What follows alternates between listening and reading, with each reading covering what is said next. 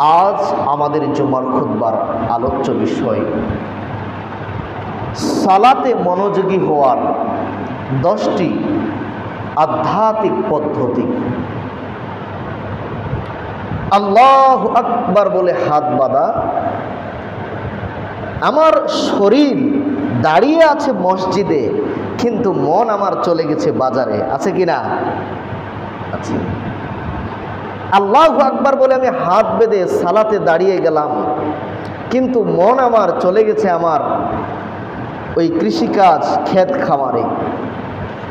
আল্লাহু আকবার বলে হাত বাঁধলাম, দাঁড়ানো আর মনটা কেমন জানি অফিসে ছুটে গেছে, এখনো কোন ফাইলটা জানি কাজ করা বাকি আছে। সম্মানিত মা এবং বোনেরা যারা আসছেন, তারা আল্লাহু আকবার বলে হাত বেঁধেছেন ঠিক, তার একটা টেনশন কাজ করতেছে, মনটা চলে গেছে চুলায়, মনটা চলে গেছে তার গরু বা ছাগল কোথায় গিয়ে বাঁধতে হবে, সাংসারিক কাজে মন চলে গেছে, আছে কি না?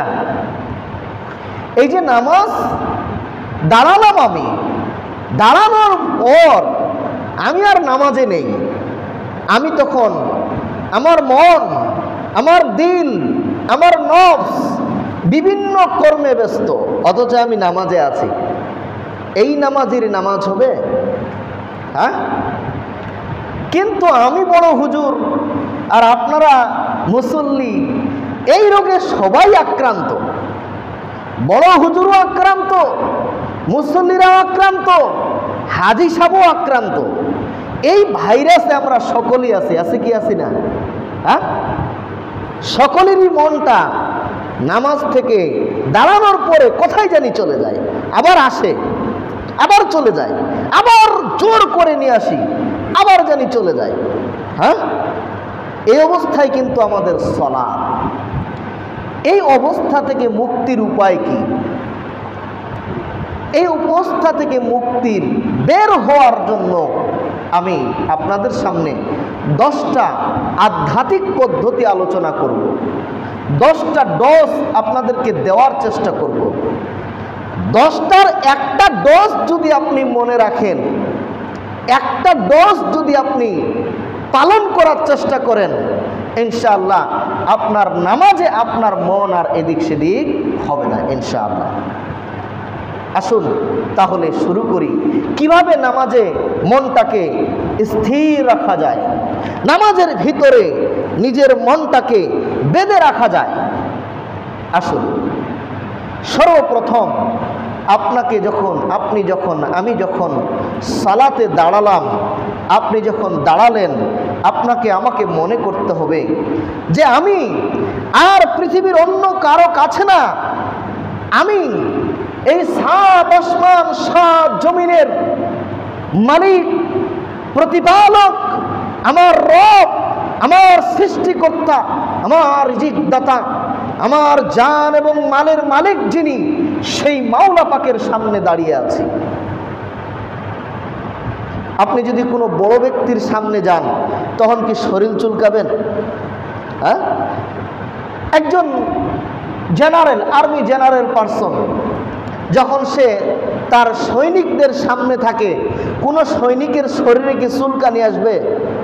মশা পড়লে এইভাবে মশা মারবে? বলেন। একটা ঘটনা বলতে হয়। আমার এলাকার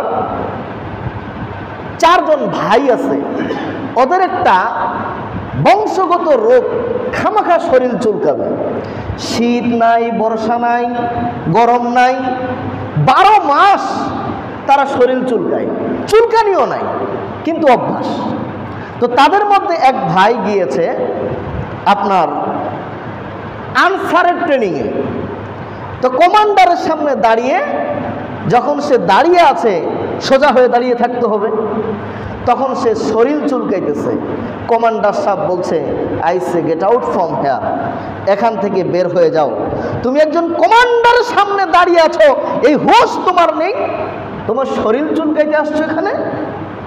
সম্মানিত উপস্থিতি, আমি আপনাকে বোঝাতে যাচ্ছিলাম, সাধারণ একজন আনসারের কমান্ডারের সামনে যদি শরীর চুলকানো অপরাধ হয়, ওখানে যে নিয়মে দাঁড়িয়ে থাকতে হবে, সেটা যদি এর 19-20 হলে এটা অপরাধ হয়, তাহলে আমি আল্লাহর সামনে দাঁড়িয়ে গেলাম।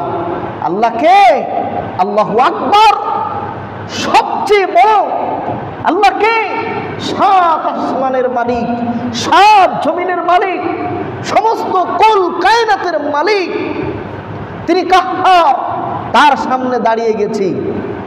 যে হাদিসটি আসছে সহিহ বুখারীর 413 নম্বর হাদিস, আনাস রাদিয়াল্লাহু তাআলা বলেন, রাসূলুল্লাহ সাল্লাল্লাহু আলাইহি ওয়াসাল্লাম বলেছেন, ইন্নাল মুমিন, যখন কোনো মুমিন, ইজা কানা ফি সালাতিহিম, যখন সে তার সালাতের মধ্যে দাঁড়িয়ে যায়, ইউনাজি রাব্বাহু, সে তার রবের সামনে দাঁড়িয়ে যায়, রবের সাথে কথা বলে, ফালা ইউযিকান্না বাইনা ইয়াদাইহি, সেজন্য তার সামনে থুতু নিক্ষেপ না করে, ওয়ালাকিন ইয়াসিরিহি আও তাহতা কাদিমিহি, সেজন্য তার বাম পাশে অথবা পায়ের নিচে থুতু নিক্ষেপ করে, সামনে যেন নিক্ষেপ না করে। কেন? সামনে মহান আল্লাহ আছে। সামনে কে আছে? মহান আল্লাহ আমার সামনে দাঁড়িয়ে আছে, আমি আল্লাহর সামনে দাঁড়িয়ে আছি, আল্লাহ আমার সামনে দাঁড়িয়ে আছে। এই সিচুয়েশনটা যদি আপনার দিলের ভিতরে, আপনার মনের ভিতরে, আপনার নফসের ভিতরে একবার অনুভূতি করতে পারেন, একবার জাগরিত করতে পারেন, এই ফিলিংস যদি আপনার ভিতরে হয়, আমি তো আমার রবের সামনে এভাবে দাঁড়িয়ে আছি, বলেন আপনার মনটা কি উড়ে কোথাও যাবে? বলেন আপনার মন কি কৃষিকাজে যাবে? বলেন আপনার মন কি ক্ষেত খামারে যাবে? আপনার মন কি ওই কোর্ট কাচারিতে যাবে? আপনার মন অন্য কোনো কাজে, বাজারে, হোটেলে, আড্ডাখানায় যাবে? যাবে না। মা, আপনার মন কি ওই রান্নাঘরে যেতে পারে? ওই গরু ছাগলের পিছনে যেতে পারে? সংসারের কোনো কাজে যেতে পারে? কখনো পেতে পারে না। যখন একজন মা, সে মনে করে যে আমি আল্লাহর সামনে দাঁড়িয়ে আছি, যখন কোনো মানুষ মনে করে আমি আল্লাহর সামনে দাঁড়িয়ে আছি, তার এই ভয়, তার এই ফিলিংস তাকে যাবতীয় মন অন্যমনস্ক থেকে ফিরাবে ইনশাআল্লাহ। পারবো না? এই অনুভূতিটা নিয়ে আসতে পারবো না? এটা হচ্ছে 1 নাম্বার কেস। যদি আমরা এটা বলে ওয়াজ শেষ করে দেই, আমি মনে করি এটা যদি আমি যদি ফলো করি, ইনশাআল্লাহ নামাজে আমাদের মন এদিক সেদিক আর যাবে না। 2 নাম্বার, নামাজে মনোযোগী হওয়ার 2 নাম্বার আধ্যাত্মিক পদ্ধতি। আপনি যখন নামাজ পড়তেছেন, তখন আপনি আল্লাহু আকবার বলে কথা শুরু করলেন। যে হাদিসটি একটু আগে পড়লাম, সহিহ বুখারী 413 নম্বর হাদিসে রাসূল সাল্লাল্লাহু আলাইহি ওয়াসাল্লাম বলছেন, ইন্নাল মুমিন ইজা কানা ফি সালাতিহি, যখন মুমিন তার সালাতে দাঁড়িয়ে যায়, ইউনাজি রাব্বাহু, সে তার রবের সাথে কথা বলে। আপনি আল্লাহু আকবার বলে আল্লাহর সাথে কথা শুরু করলেন, আল্লাহু আকবার বলে আল্লাহর সাথে কথা শুরু করলেন। এরপর আপনি সানা পড়লেন, এটা আল্লাহর সাথে কথা। এরপর আপনি সূরা ফাতিহা পড়লেন, এটা আল্লাহর সাথে কথা। এরপর আপনি কিরাতে কথা, আপনি কিরাত পড়ছেন, এটা আল্লাহর সাথে কথা হচ্ছে। এরপর আপনি রুকুতে গেলেন, রুকুতে গিয়ে কথা বলতেছেন, সেজদায় রুকু থেকে উঠলেন, আল্লাহর সাথে কথা। সেজদায় গেছেন, আল্লাহর সাথে কথা চলছে। তাশাহুদ পড়তেছেন, আল্লাহর সাথে কথা বলতেছেন। এরপরে যখন আসসালামু আলাইকুম ওয়া রাহমাতুল্লাহ, আসসালামু আলাইকুম ওয়া রাহমাতুল্লাহ বলে আপনি বেরিয়ে গেলেন, আল্লাহর সাথে কথা শেষ হয়ে গেল। তো আপনি আল্লাহর সামনে কথা বলতেছেন, আল্লাহর সাথে। কার সাথে? আপনি বড় কোনো মানুষের সামনে কথা বলবেন আর মনটা আপনি এদিক ওদিক তাকাবেন, হবে? করবেন কখনো? মনটা এদিক যাবে? একজন বড় ব্যক্তির সামনে আপনি গিয়েছেন, তার চেম্বারে, তার সামনে, তার চেম্বারে গিয়ে আপনার মন কি ওদিক ওদিক যাবে যখন আপনি তার সাথে কথা বলবেন? যাবে না। তো আপনি যে দোয়াগুলো পড়তেছেন, ওগুলো কিরাত যেগুলো পড়তেছেন, সেগুলো দোয়া না, সেগুলো কিরাত না। বলেন এটা আমি আমার আল্লাহর সাথে কথা বলতেছি, আমি আমার আল্লাহর সাথে কথা বলতেছি, আমি আমার আল্লাহর সাথে কথা বলতেছি। এই ফিলিংসটা যদি আপনার ভিতরে আসে, আপনার মন আর অন্যদিকে যাবে না। 2 নাম্বার, এখানে আরেকটা জিনিস আপনাকে আমাকে মনে করতে হবে, আমি যে কথা বলতেছি আমি কি জানি আমি কি কথা বলতেছি? আমি যে বললাম আল্লাহু আকবার, আল্লাহ সবচেয়ে বড়, এর অর্থ কি? এর অর্থ কি? এটা কি আপনি আমি জানি? আল্লাহ বড়, কেমন বড় জানেন? আল্লাহ কত বড়? রাসূলুল্লাহ সাল্লাল্লাহু আলাইহি ওয়াসাল্লাম বলছেন, এই যে আসমান আর জমিন, আসমানের সংখ্যা 7, জমিনের সংখ্যা 7। প্রথম আসমানটা থেকে প্রথম এক জমিন থেকে আরেক জমিনের দূরত্ব হচ্ছে 500 বছরের রাস্তা। 500 বছরের রাস্তা, এটা আল্লাহর হিসাবে, মানুষের হিসাবে না। এখন যে বাহনগুলো আমরা আবিষ্কার করেছি বর্তমান বিজ্ঞানীরা, একটা বাহন সর্বোচ্চ ঘন্টায় 1500 থেকে 2000 কিলোমিটার যেতে পারে ঘন্টায়। আর আল্লাহটা এটা হিসাব নেই, চোখ যত দূর যায়, 1 ঘন্টায় না, 1 পলকে চোখ যত দূর যায়, এটা আল্লাহর বাহন। আলোর গতি, এটা আলোর গতি। আল্লাহর হচ্ছে আলোর গতি। কিসের গতি? আলোর গতি। কত দূরে সূর্য আছে, আমাদের কাছে সূর্যের আলো পৌঁছাইতে মাত্র 1.5 মিনিট সময় লাগে। আলোর গতি কত আমি আপনাকে বুঝাইতে পারতেছি না। এখানে একটা সুইচ আছে, আমেরিকা একটা বাল্ব জ্বলতেছে, যদি সুইচ দেন 1 সেকেন্ড না, এখানে সুইচ টিপা আর ওখানে বাল্ব জ্বলা, এটা হচ্ছে আলোর গতি। এই গতিতে যদি আপনি মাপেন তাহলে 500 বছরের রাস্তা এক জমিন থেকে আরেক জমিন।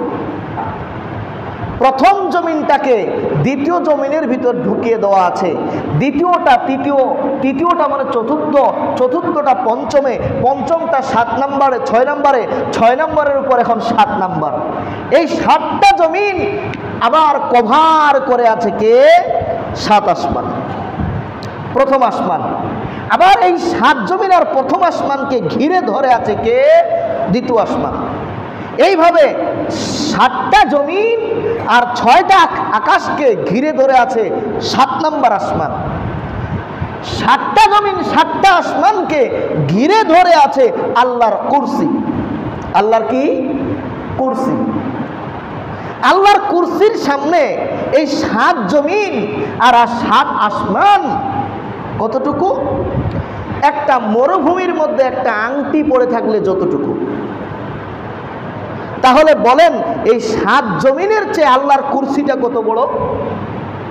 আর ওই কুরসির উপরে রয়েছেন আর রহমান আলাল আরশ ইস্তাওয়া, আল্লাহর কুরসির উপর রয়েছে আল্লাহর আরশ। আরশটা কত বড়?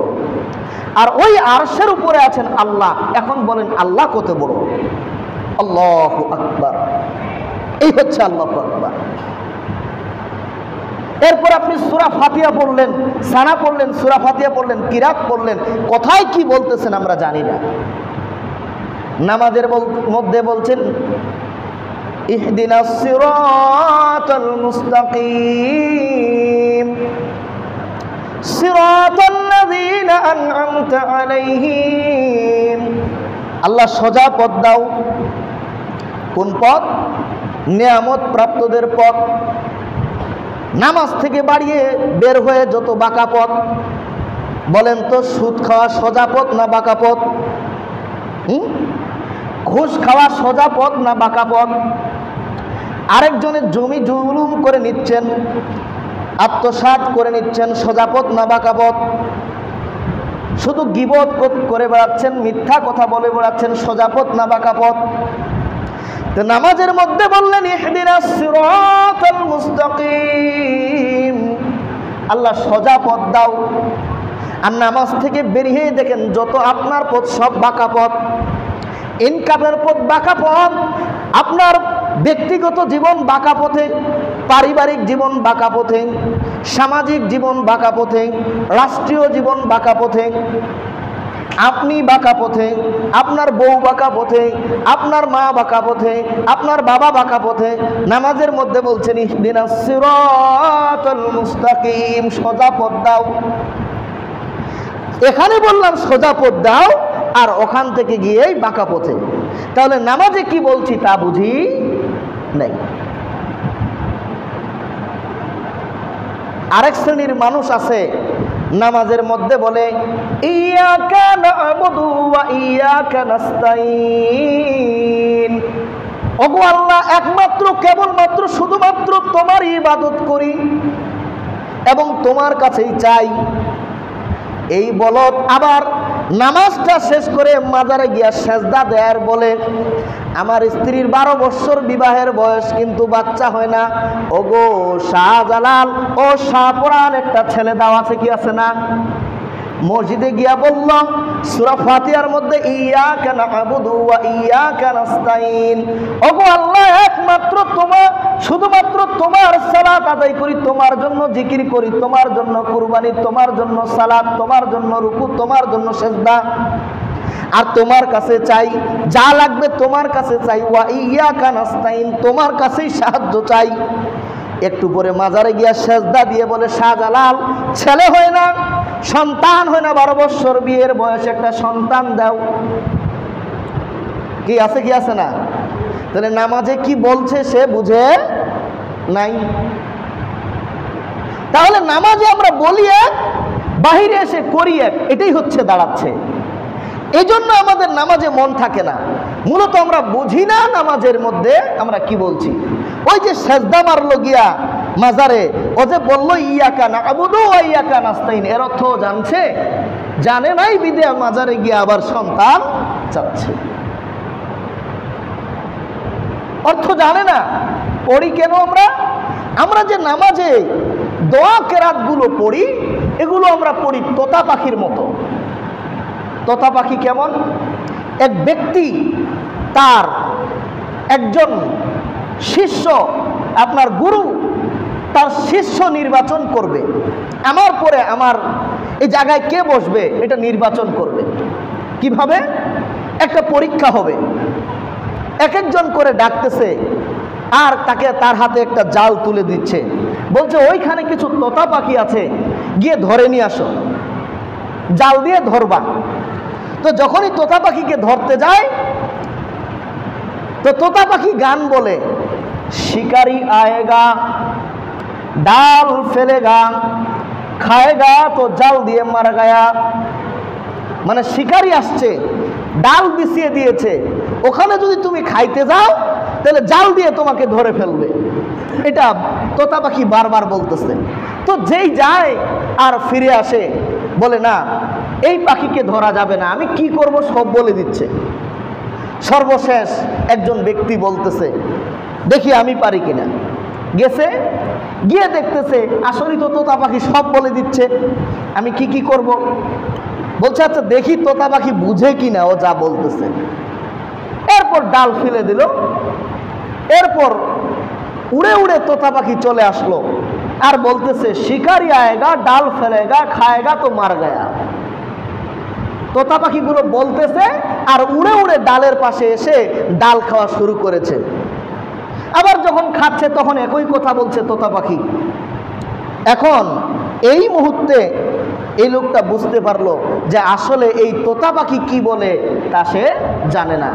এমন সময় জাল বিছিয়ে দিল, জাল দিয়ে তোতা পাখিকে গ্রেপ্তার করে উস্তাদের কাছে নিয়ে আসলো। বলেন তো তোতা পাখি সব তো বলেই দিল, ধরা পড়লো কেন? তার একটাই কারণ, সে যা বলেছে তা বুঝে নাই। তো আপনি আমি নামাজের মধ্যে যা বলতেছি আমরা তা বুঝি না। আচ্ছা পীর সাহেব নামাজ পড়ে না? নামাজ পড়ে, কিন্তু পীর সাহেব বলে আল্লাহ তোমাদেরকে মাফ করবে না, আল্লাহ তোমরা হচ্ছে গুনাহগার, আমি আমার কাছে আসতে হবে, আমি তোমাদেরকে মাফ করে দিব বা আমি মাফের ব্যবস্থা করব। পীর সাহেব এই কথা বলে কিনা? বান্দা যখন গুনাহ করতে করতে করতে করতে করতে অনেক গুনাহ করে ফেলে, তখন এই গুনাহগার বান্দাকে আল্লাহ মাফ করতে চায় না, তখন একজন পীরকে ধরতে হয়। ওই পীর আল্লাহর কাছে গিয়া অনুনয় বিনয় করে দোয়া করে, আল্লাহ তখন ওই গুনাহগার বান্দাকে মাফ করে দেয়। আচ্ছা বুঝলাম, তো পীর সাহেব কি নামাজ পড়ে না? পড়ে। নামাজের মধ্যে পীর সাহেব কি দয়া মাসুরা পড়ে না? পড়ে। কি পড়ে? আল্লাহুম্মা ইন্নী যালামতু নাফসি জুলমান কাসীরা ওয়া লা ইয়াগফিরু, বলে কি বলে না? পীর সাহেব কি বলে পীর সাহেব জানে না। এখানে বলছে আল্লাহুম্মা ইন্নী যালামতু নাফসি জুলমান কাসীরা, ওগো আল্লাহ আমি অনেক অনেক অনেক জুলুম করেছি, অনেক জুলুম করেছি, অনেক জুলুম হয়েছে। লা ইয়াগফিরুয যুনুবা ইল্লা আনতা, আপনি ছাড়া মাফ করার মতো ক্ষমা করার মতো কেউ নাই। ফাগফিরলি, আমাকে ক্ষমা করেন। পীর সাহেব তো নিজেই গুনাহগার, আরেকজনের গুনার কি নিচ্ছে? হ্যাঁ, অথচ বিচারের মাঠে যখন সকল মানুষ যাবে আদম আসসালামের কাছে গিয়ে বলবে কি, আমাদের জন্য একটু দোয়া করেন, শাফায়াত করেন। আদম বলবেন না, আজকে আমি নিজেই গুনাহগার, আমি পারবো না। অথচ পীর সাহেব নিজে বলতেছেন আমাদের মধ্যে ইন্নী যালামতু নাফসি জুলমান কাসীরা ওয়া লা ইয়াগফিরুয যুনুবা ইল্লা আনতা ফাগফিরলি মাগফিরাতাম মিন ইনদিকা ওয়ারহামনি ইন্নাকা আনতাল গাফুরুর রহিম। প্রত্যেকটা পীর বলতেছে, অথচ ও আরেকজনের গুনাহ মাফের কন্ট্রাক্টরই নিয়েছে, নিচে কিনা? এরকম পীরও বুঝে না কি বলে, মুরিদও বুঝে না কি বলে। পীরও নামাজের মধ্যে বলছে ইয়াকা না'বুদু ওয়া ইয়াকা নাস্তাইন, আল্লাহ তোমারই একমাত্র ইবাদত করি, তোমার কাছে সাহায্য চাই। এই পীর সাহেব আবার আরেকজনের নিচ্ছে, সেজদা নিচ্ছে না, আরেকজনের বাচ্চার কন্ট্রাক্টরই নিচ্ছে। সম্মানিত উপস্থিতি, তাহলে বোঝা যাচ্ছে অবস্থা এই যে আমরা নামাজের মধ্যে কি বলি আমরা তা জানি না। এই জন্য আমরা নামাজ পড়ার সময় মন আমার এখানে থাকে না। আল্লাহু আকবার, মন আমার চলে গেল বাজারে। আল্লাহু আকবার, মন আমার চলে গেল কৃষিকাজে। আল্লাহু আকবার, মন আমার চলে গেল আমার কর্মস্থান, কোর্ট কাছারি, হাট বাজার, যে যেখানে আসি, যে যা করতেছি ওখানে চলে গেছে। আর নামাজ এমন একটা জায়গা যে হিসাব বনবে না, ওই হিসাব নামাজের মধ্যে মিলবে। হ্যাঁ, ইবলিশ এসে করে দিবে, ইবলিশে প্রাইভেট পড়ে চলিয়ে যাবে আপনাকে। যে হিসাব আপনার বনবে না, নামাজে একবার দাঁড়িয়ে দেখেন ইবলিশ হিসাব করে দিয়ে গেছে। আর যেগুলো মনে পড়ে না কোনো কথা, নামাজের মধ্যে দাঁড়িয়ে ওই লোকটারও তো একটা ফোন দেওয়ার দরকার ছিল রে, ওইখানে তো একটু যাওয়ার দরকার ছিল, এই কাজটা একটু করার দরকার ছিল। মানে যেগুলো নামাজের পরে আপনার মনে থাকবে না, ওগুলোই নামাজের মধ্যে আনবে। এটা কে করবে? এটা করে হচ্ছে খিনজির নামক একটা শয়তান। আল্লাহ রাসূল বলছেন যখন এটা কেউ করবে, কারো মধ্যে যখন এই শয়তান এসে ওয়াসওয়াসা দিবে, তখন সে যেন বলে আউযু বিল্লাহি মিনাশ শাইতানির রাজিম, আর বাম কাঁধে 3 বার অল্প করে এইভাবে থুতু মারে। আবার বেশি করে দিয়েন না, আরেকজনের গালে গিয়ে পড়বে, তখন থাপড় মারবে। বুঝাইতে পারছি কি? নামাজের মধ্যে কি বলি এটা আমাদেরকে জানতে হবে ভাইজান। 30 বছর নামাজের বয়স, 40 বছর নামাজের বয়স, মুসল্লি আপনার বয়স 70 হয়ে গেল, নামাজের মধ্যে কি বললেন এটা আপনি জানেন না, এটা ঠিক হবে না। আরও পয়েন্ট আছে, আসেন সামনে যাই। নামাজ পড়তেছেন, নামাজে মনকে ধরে রাখার 4th নাম্বার পয়েন্ট হচ্ছে আপনাকে মনে করতে হবে আপনি যখন নামাজ পড়তেছেন আপনি যেন স্বয়ং আল্লাহকে দেখতেছেন। স্বয়ং আল্লাহকে দেখতেছেন কিভাবে? সহিহ বুখারীর 50 নম্বর হাদিস, রাসূলুল্লাহ সাল্লাল্লাহু আলাইহি ওয়াসাল্লাম বলছেন, তা'বুদুল্লাহ, আল্লাহর ইবাদত করো, কাআন্নাকা তারাহু, যেন তুমি আল্লাহকে দেখতেছো। ফাইন লাম তাকুন তারাহু, যদি তুমি আল্লাহকে না দেখতে পাও তাহলে মনে করো ফাইন্নাহু ইয়ারাক, আল্লাহ তোমাকে দেখতেছেন। আপনি নামাজ পড়তেছেন এমনভাবে যেন আপনি মনে করছেন আমার আল্লাহ আমার সামনে আর আমি আল্লাহকে দেখতেছি। এই ফিলিংস আপনার ভিতরে নিয়ে আসার চেষ্টা করতে হবে। এই ফিলিংস, এই অনুভূতি, এই অনুপ্রেরণা আপনার ভিতরে যখন চলে আসবে তখন আপনার মনটা আর অন্যদিকে যাবে না। যদি এটা না আনতে পারেন তাহলে মনে করেন আল্লাহ আমাকে দেখতেছে। আল্লাহর দেখতে আমাকে অসুবিধা হবে?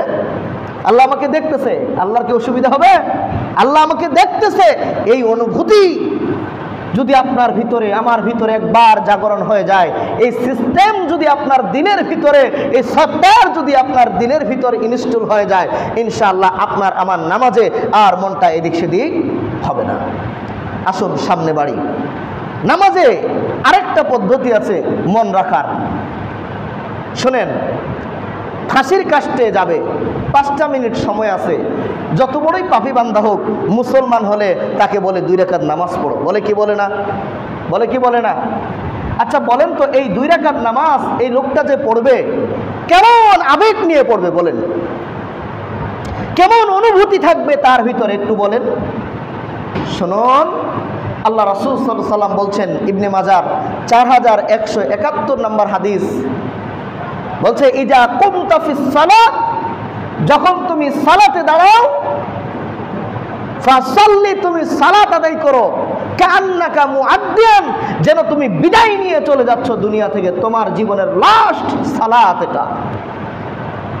আমি আপনি যখন সালাতে দাঁড়াবো, আপনাকে আমাকে মনে করতে হবে, নবী বলছেন যে এই নামাজটা আমার জীবনের লাস্ট নামাজ, এই নামাজটা আমার জীবনের শেষ নামাজ, এই নামাজের পরে আমার আর নামাজ পড়ার কোনো সুযোগ নাই। যা বলার বলে নিব, যা চাওয়ার চেয়ে নিব, যা গুনাহ করার এখানেই আজকে মাপ নিয়ে তারপর সালাম ফিরাবো। বলেন এই নামাজের শেষের অবস্থাটা কেমন হতে পারে? কেমন টান টান উত্তেজনা এবং পরিস্থিতি আপনার আর আপনার আল্লাহর মধ্যে হতে পারে একটু বলেন। আমার জীবনের শেষ নামাজ এটা, এই নামাজ পড়েই আমাকে বিদায় নেওয়া হবে এই চির দুনিয়া থেকে। এই অনুভূতিটা একবার যদি জাগরণ করা যায়, ইনশাআল্লাহ আপনার নামাজে মনোযোগ অন্যদিকে যাবে না। এটা আমাদেরকে করতে হবে। এখন তো বললাম এগুলো সিস্টেম। আরেকটা কথা বলি, আমাদের নামাজে অন্যদিকে মনটা যায় কেন? তার আরেকটা কারণ আছে, কি জানেন? আমরা শুধু দুনিয়া দুনিয়া দুনিয়া দুনিয়া দুনিয়া নিয়ে ভাবি। হাসান বসরি রাহিমাহুল্লাহর কাছে তার ছাত্র গিয়ে বলছে, উস্তাদ, আল্লাহু আকবার বললে আমি যখন নামাজে দাঁড়াই, আল্লাহু আকবার বলা আর সালাম ফিরানোর আগে আমার মন আর নামাজে থাকে না, কারণ কি? তখন তিনি বলছেন, শোনো, আসসালাতু নূরুন, সালাত হচ্ছে লাইট, সালাত হচ্ছে আলো। যখন তুমি নামাজে দাঁড়াও, আল্লাহ তোমার উপর আলো নিক্ষেপ করে, আর তোমার এই দিলের ভিতর, এই অন্ধকারের ভিতর যা আছে তা প্রকাশ পেয়ে যায়। বুঝতে পারি নাই, এই জায়গাটা অন্ধকার, এই মোবাইলটা এখানে আছে, বোঝা যাবে। যখনই লাইটটা দিব তখনই বুঝতে পারবো যে এখানে কি আছে, একটা মোবাইল আছে। তো ঠিক যখন আমরা নামাজে দাঁড়াই, আল্লাহ আমাদের উপর লাইট চালু করে দেন। লাইট চালু করে দিলে আপনার আমার ভিতরে আল্লাহ আছে না দুনিয়া আছে, আখিরাত আছে না দুনিয়া আছে, তা প্রকাশ পেয়ে যায়। আপনি সারাদিন কি ভাবেন এটা তখন এখানে চালু হয়ে যায়। আপনি যদি সারাদিন কবর ভাবেন তো এখানে কবর চলে আসবে। আপনি যদি সারাদিন দুনিয়া ভাবেন তো এখানে দুনিয়া চলে আসবে। আপনি যদি সারাদিন ব্যবসা ভাবেন এখানে ব্যবসা চলে আসবে। আপনি যদি সারাদিন এখানে চায়ের দোকান ভাবেন, চায়ের দোকান চলে আসবে। আপনি যদি সারাদিন এখানে দল ভাবেন তো দল চলে আসবে। আপনি যা ভাববেন তা আপনার ভিতরে এখানে চলে আসবে। তাহলে কর্ম কি? হুযায়ফা রাদিয়াল্লাহু তাআলা আনহু তিনি বলছেন, এ আবু বকর, হুযায়ফা কাফের হয়ে গিয়েছে। হুযায়ফা নিজে গিয়ে নিজের কথা আবু বকরকে বলছেন, আবু বকর কাফের হয়ে গেছে। তো তখন তিনি বললেন, হুযায়ফা, আবু বকরের অবস্থা সেম, আমিও তো কাফের হয়ে গেছি। দুজনে চলে গেল রাসূলের কাছে, গিয়ে সালাম দিয়ে বলছে, আল্লাহ রাসূল, হুযায়ফা আবু বকর দুজনে কাফের হয়ে গেছে। কেন? বলছে, আল্লাহ রাসূল, আপনি যখন এখানে আমাদের সামনে বয়ান করেন, আমরা যখন ওই বয়ানে উপস্থিত হই, তখন আমাদের যে ঈমান কাজ করে, বাড়িতে গিয়ে আর এই ঈমান থাকে না, ব্যবসায় গিয়া এই ঈমান থাকে না, অফিস আদালতে গিয়ে এই ঈমান থাকে না। ফলে কি হয়? আমরা ঈমান নাই এরকম হয়ে যায়। তখন আল্লাহ রাসূল বলল যে, শোনো, মজলিস, আমার এই বয়ানের সময় এই মজলিসে তোমাদের যে ঈমান থাকে, এই ঈমান নিয়ে যদি তোমরা বাড়িতে চলতে, তাহলে ফেরেশতারা তোমাদের সাথে মুসাফা করত। এটা তোমরা পারবা না। অতএব তোমাদেরকে একেবারেই আখেরাতও ভাবা যাবে না, আবার দুনিয়াও ভাবা যাবে না। তোমাদেরকে যেটা হবে, কিছুক্ষণ দুনিয়া ভাবো আর কিছুক্ষণ আখেরাত ভাবো, কিছুক্ষণ দুনিয়া আর কিছুক্ষণ আখেরাত ভাবো। কিছুক্ষণ কবরের নিয়ে টেনশন করেন, কিছুক্ষণ জাহান্নাম নিয়ে টেনশন করেন, কিছুক্ষণ নিজের আমলগুলো নিয়ে টেনশন করেন। আমি যে আমলগুলো করেছি, এই আমলে কি আমার নাজাত হবে কিনা, এটা নিয়ে ভাবেন।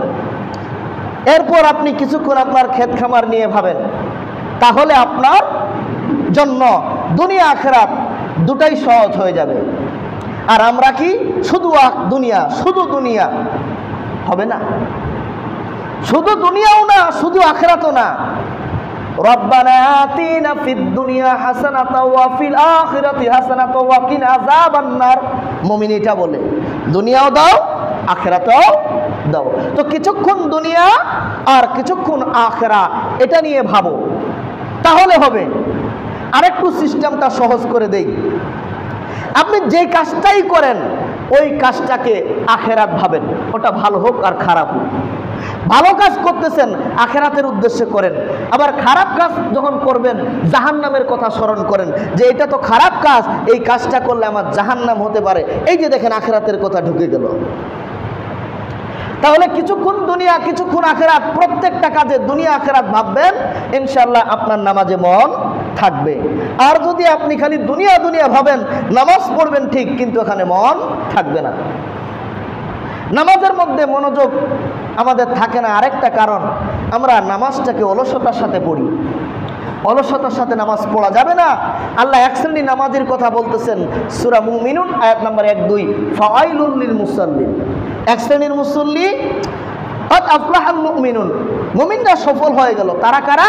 আল্লাযীনা হুম আন সালাতিহিম সাহুন, যারা মনোযোগ দিয়ে নামাজ পড়ে, খুশু ভয় ভীতি নিয়ে সালাত আদায় করে, তারা সফল, তারা সাকসেস, তারা জান্নাতে যাবে। আরেক শ্রেণীর নামাজের কথা বলছে সূরা মাউনের আয়াত নাম্বার 4-7। আল্লাহ বলছেন ফাওয়াইলুল লিল মুসাল্লিন, এক শ্রেণীর মুসল্লি জাহান্নামে গেছে। কারণ কি? আল্লাযীনা হুম আন সালাতিহিম সাহুন, তারা নামাজ পড়ে উদাসীন। নামাজ পড়ে কি? উদাসীন। যারা নামাজে উদাসীন, মনোযোগ আসে না, নামাজে মন থাকে না, তাদের জন্য আল্লাহ তাআলা আরেকটা আয়াত নাযিল করেছেন, সূরা নিসা আয়াত নাম্বার 42। আল্লাহ বলছেন, ইজা কামুস সালাত, মুনাফিকরা যখন সালাতে দাঁড়ায়, কামু কুসালা, তারা দাঁড়ায় অলসতা করে। এই যে দেখবেন, নামাজ পড়তেছে, আঙ্গুল ফুটাইতেছে, আছে কিনা? নামাজ পড়ে আঙ্গুল ফুটায়, নামাজ পড়ে আপনার চুলকায়, নামাজ পড়ে কলার ঠিক করে, কাপড় ঠিক করে, কেমন কেমন জানি করে, আছে কিনা? এটা হচ্ছে মুনাফিকের নামাজ। কার নামাজ? এই শ্রেণীর নামাজিরা কোথায় যাবে? জাহান্নামে যাবে। আর যারা ভয় ভীতি মনোযোগ দিয়ে সালাত আদায় করে, তারা জান্নাতে যাবে। তো আপনি যখন নামাজে মনোযোগ থাকে না, আপনি মনে করেন এটা মুনাফিকের নামাজ, অর্থাৎ আমি মুনাফিক হয়ে গেছি। আপনি ইমানদার না মুমিন না মুনাফিক, তার চিহ্নিত করার উপায়, আপনি নামাজে দাঁড়ান, যদি নামাজের মধ্যে খালি মনটা খালি এদিক এদিক করে আর অলসতা আসে, তাহলে বুঝবেন আপনি মুনাফিক। আর আপনার মন যদি নামাজের মধ্যে থাকে, চলে যেতে চাচ্ছে, ধরে আনতেছেন আবার, আর অলসতাকে বাদ দিয়ে সালাত আদায় করছেন, তাহলে আপনি মুমিন। সম্মানিত উপস্থিতি, আলোচনা প্রায় শেষের দিকে। আরেকটা কথা বলবো, সেটা হচ্ছে কি, নামাজের মধ্যে আমরা অনেকে এদিক ওদিক তাকাই, আছে কিনা? হ্যাঁ, এটাও মুনাফিকের সালাম। আল্লাহ রাসূল সাল্লাল্লাহু আলাইহি ওয়াসাল্লাম বলছেন, মানুষের কি হলো? সহিহ বুখারীর 750 নম্বর হাদিস, তারা নামাজে আকাশের দিকে চায়, এদিক ওদিকে চায়। আমার ভয় হচ্ছে যে আল্লাহ তাদের মাথাগুলোকে গাধার মাথা বানিয়ে দিবেন। আল্লাহ তাদের মাথাগুলোকে গাধার মাথা বানিয়ে দিবেন। আরেকটা হাদিসে আসছে, আমার ভয় হচ্ছে আল্লাহ তাদের দৃষ্টিগুলোকে কেড়ে নেবেন। আরেকটা হাদিসে আসছে, আয়েশা রাদিয়াল্লাহু তাআলা আনহা বলছেন, দেখেন এক শ্রেণীর মুসল্লি আছে, নামাজে দাঁড়িয়েছে, আরেকজন আসলে এমনি করতে তাকাবে, এই পাশে একজন আসছে এমনি করতে তাকাবে, আছে কি আছে না? নামাজে দাঁড়াইছে, ওয়ালে কি কি লেখা আছে সব পড়ে শেষ।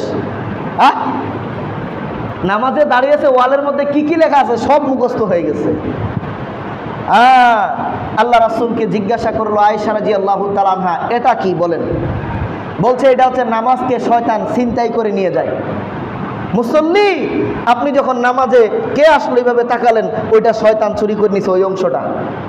আরেকবার কে আসলো এইভাবে তাকালেন। আমি দেখছি একজন ভালো মুসল্লি 5 ওয়াক্ত নামাজ মসজিদে এসে পড়ে, কিন্তু তার অভ্যাস নামাজে কে আসলো এটা দেখবে, ডানে বামে দেখে।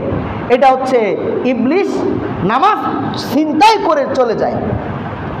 এটা আমরা করব না ইনশাআল্লাহ। যদি আমরা এগুলো না করি, আমাদের নামাজের মধ্যে মনোযোগ থাকবে, আমরা সুন্দরভাবে সালাত আদায় করতে পারবো ইনশাআল্লাহ। আল্লাহ আমাদেরকে তৌফিক দান করুক বলে আমিন।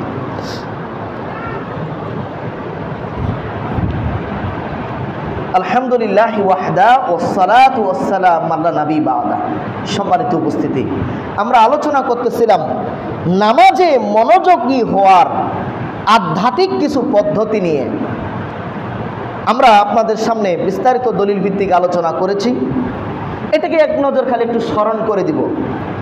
যা আলোচনা হলো অনেকে শুনতে পেরেছেন, অনেকে পায় নাই।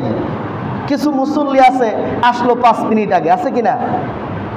হ্যাঁ, একটা কথা মনে রাখবেন, এখন তো জোহরের ওয়াক্ত, তাই না? নামাজ ছিল কয় রাকাত? কয় রাকাত গো? 4 রাকাত। নামাজ পড়তেছি কয় রাকাত আজকে জুমার দিন? 8-2 রাকাত। কই 8-2 রাকায় খুতবায়। 8-2 রাকাত কোথায়? খুতবায়। যদি ফুল খুতবা পান, ওই 2 রাকাতে সওয়াব পাবেন, 2 রাকাতের হক আদায় হলো। যদি আপনি ফুল খুতবা না পান, তাহলে আপনার হক আদায় হলো না। এখন আপনি আসলেন 5 মিনিট আগে, 5 মিনিট আগে এসে আবার ইয়ার দিকে তাকাচ্ছেন, হুজুর এখনো নামে না কে? হ্যাঁ, হুজুর এখনো নামে না কে? আরে সময় তো চলে গেল, নির্ধারিত সময়। আচ্ছা, সময়টা খালি হুজুরের জন্য নির্ধারিত? উনি স্টার্টও করবেন ঠিক টাইমে আর নামবেও ঠিক টাইমে, আর আপনি মুসল্লি, আপনার কোনো টাইম টেবিল নাই? আইনটা কি শুধু ইমামের জন্য না মুসল্লির জন্যেও? বলেন, আইন তো সবার জন্যে। এই জন্যে সূরা জুমার শেষের আয়াতটাতে যেটাতে বলছে, ইযা নুদিয়া লিস-সালাত মিন ইয়াউমিল জুমআ ফাসআউ ইলা যিকরিল্লাহ, যখন আজান হবে জুমার দিন, জিকিরের জন্য দৌড়াও। ইমাম কাতাদা রাহিমাহুল্লাহ, ইমাম তাউস রাহিমাহুল্লাহ, ইবনে আতা রাহিমাহুল্লাহ, ইবনে আব্বাস রাহিমাহুল্লাহ, তারা বলতেছেন নামাজের পর, আজানের পর কোদালটাকে উপরে রাখা হয়েছে, যদি মাটিতে কূপ দেয় হারাম। মাটিতে কূপ দেওয়া কি হারাম। কি চলবে? নামাজের জন্য গোসল করার দরকার, গোসল চলবে। এক কথায় নামাজের প্রিপারেশনে যা চলে ওগুলো জায়েজ, আর কোনো কাজ করা জায়েজ নেই। বনি ইসরাইলের দিন শনিবার ছিল তাদের ইবাদতের দিন, আমাদের যেমন শুক্রবার, তাদের ছিল শনিবার। টোটাল দিনে মাছ ছাড়া হারাম। আর আপনার জন্য খালি কি করেছে? আজান দিলে নামাজ পড়া রাত পর্যন্ত, তারপরে কি করো? জমিনে লাফিয়ে দাও। অথচ আমাদের খবর নাই। আমরা জুমার দিন আগে ভাগে আসার চেষ্টা করব। জুমার দিনে কখন আসতে হয় জানেন? ওই যে উট কুরবানির হাদিস আপনারা শুনেছেন, অনেকে শুনেছেন না? উট কুরবানির হাদিস, গরু কুরবানির হাদিস, ছাগল কুরবানির হাদিস, মুরগি কুরবানির হাদিস, মুরগির ডিম কুরবানির হাদিস, নাকি? আমরা কি জানি? প্রথমে যে আসছে সে গরু, এরপরে যে আসছে ছাগল, তারপর হচ্ছে না প্রথমে উট, তারপর গরু, তারপর ছাগল, তারপর মুরগি, তারপর মুরগির ডিম। এটা ভুল ফতোয়া, হাদিস এইভাবে আসে নাই।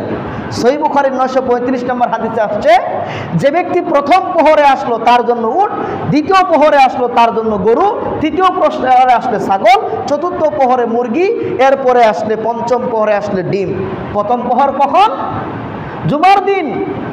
জুমার ফজরের ওয়াক্ত যখন শেষ, অর্থাৎ যখন সূর্য উঠে গেল, তখন থেকে শুরু করে জুমার আজান অর্থাৎ মিম্বারে উঠার আগ পর্যন্ত এই সময়টাকে 5 ভাগে ভাগ করতে হবে। যদি ধরেন কথার কথা, এখন সকাল হলো 6টায়, কয়টায়? সূর্য উঠলো 6টায়, কথার কথা আমি বলতেছি। সকাল সূর্য উঠলো 6টায়, আর খুতবা শুরু হলো 12:30টায়। কয়টায়? 12:30টায়। তাহলে প্রত্যেক এই 6 ঘন্টাকে আপনাকে ভাগ করতে হবে 5টা ভাগে, অর্থাৎ 6টা থেকে 7টা 5 পর্যন্ত যে আসবে এ পাবে উট। সকাল 6টা থেকে 7টা পর্যন্ত যারা জুমার দিনে মসজিদে আসলো এ পেল উট। 7টা 5 থেকে 8টা 10 পর্যন্ত যে আসলো এ পাবে গরু। 8টা 10 থেকে 9টা 15 পর্যন্ত যে আসবে সে পাবে হচ্ছে ছাগল। 9টা 15 থেকে 10টা 30 পর্যন্ত আপনার 20 পর্যন্ত যে আসলো এভাবে হচ্ছে মুরগি, আর 11টা থেকে এইভাবে 12টা পর্যন্ত যারা আসবে এরা পাবে হচ্ছে মুরগির ডিম। এখন বলেন মুরগির ডিম কয়জনে পাইছি? মুরগির ডিম কয়জন পাইছি? খুব জোরে 4-5 জন। জুমার দিন আগে আসেন, কেন? জুমার দিন এসে নামাজ পড়তে থাকবেন। কত রাকাত হিসাব নাই, 100, 200, 400, 500 হিসাব নাই, মা কুদির আলাহু যতটুকু পারে আদায় করতে থাকবে। আর জোহরের দিয়ে হলে 2 অথবা 4, আর জুমার দিনে আগে কোনো হিসাব নাই, পরে আছে 2 রাকাত অথবা 4 রাকাত। বাড়িতে পড়লে আপনার 2, মসজিদে পড়লে 4। এটা হচ্ছে জুমার দিনের নফল নামাজ। বলছিলাম আগে ভাগে আসার চেষ্টা করবেন ইনশাআল্লাহ। আল্লাহ আমাদেরকে তৌফিক দান করুক। বলছিলাম একটু মোরালটা বলে দিব। নামাজে মনোযোগ রাখার 1 নম্বর সিস্টেম, আপনাকে আমাকে মনে করতে হবে কি কোথায় আছি বলেন তো? আল্লাহর সামনে আছি। 2 নাম্বার আল্লাহর সামনে কথা বলছি। 3 নাম্বার কি বলতেছি মনে করতে হবে। 4 নাম্বার নামাজে আমি যেন আল্লাহকে দেখতেছি। 5 নাম্বার আমাকে মনে করতে হবে আমার জীবনের শেষ নামাজ। এই পদ্ধতিগুলো যদি আমরা ফলো করি ইনশাআল্লাহ নামাজে আমাদের মনোযোগ থাকবে। আল্লাহ আমাদের নামাজে মনোযোগ রাখার তৌফিক দান করুক বলি আমিন। সবচেয়ে বড় কথা, আজকের জুমার নামাজটা আমরা মনোযোগ সাথে পড়বো ইনশাআল্লাহ। বলেন তো, একটু নিয়ত করেন তো। আজকে একটা ট্রেনিং চলবে, এই যে ওয়াজ হলো না, এখন ট্রেনিং চলবে। জুমার নামাজে মনটা আমরা এদিক সেদিক হতে দিব না, যাইতে যাবে ঘাড় ধরে এনে দাঁড় করবো। যদি মন চলে যেতে যায় ঘাটটা ধরে দাঁড় করাবো, দাঁড়া তুই এখানে, যাওয়ার কোনো সুযোগ নাই ইনশাআল্লাহ। শরীর আর দিল দিয়ে নামাজ পড়বো ইনশাআল্লাহ। আল্লাহ আমাদেরকে তৌফিক দান করুক বলি আমিন। আল্লাহ আমাদেরকে মনোযোগ সহকারে নামাজ পড়ার তৌফিক দান করুক বলি আমিন। আল্লাহ সুবহানাহু ওয়া তাআলা আমাদের জীবনে যাবতীয় ইবাদতগুলোকে কবুল করুক বলি আমিন। যেগুলোকে ভুল ভ্রান্ত হয়েছে আল্লাহ এগুলোকে মাফ করে দেখ বলি আমিন। অসুস্থ থাকলে আল্লাহ সুস্থতা দান করুক বলি আমিন। রোগে থাকলে আল্লাহ রোগ মুক্তি দান করুক বলি আমিন। বিপদে থাকলে আল্লাহ বিপদ মুক্ত করুক বলি আমিন। আল্লাহ যারা ঋণগ্রস্ত আছে তাদেরকে ঋণ মুক্ত হওয়ার তৌফিক দান করে বলে আমিন। কবরে যারা চলে গেছে, যাররা পরিমাণ ঈমান নিয়ে গেছে, আল্লাহ তাদের কবরে আযাব, জাহান্নামের আযাব থেকে রক্ষা করে বলে আমিন। জান্নাতুল ফেরদাউস দান করে বলে